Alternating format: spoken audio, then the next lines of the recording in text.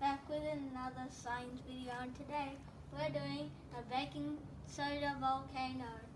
So we have water and vinegar inside this bottle.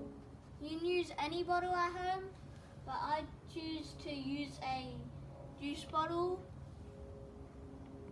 Now we get a funnel and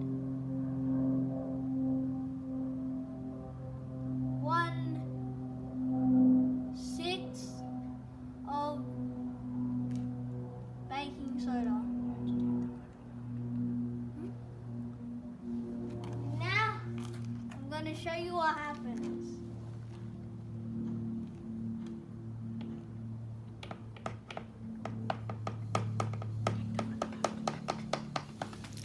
Whoa!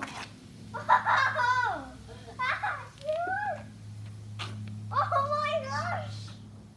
They haven't even put all the baking soda in. Yeah, that's what happens when you put baking soda in vinegar and water.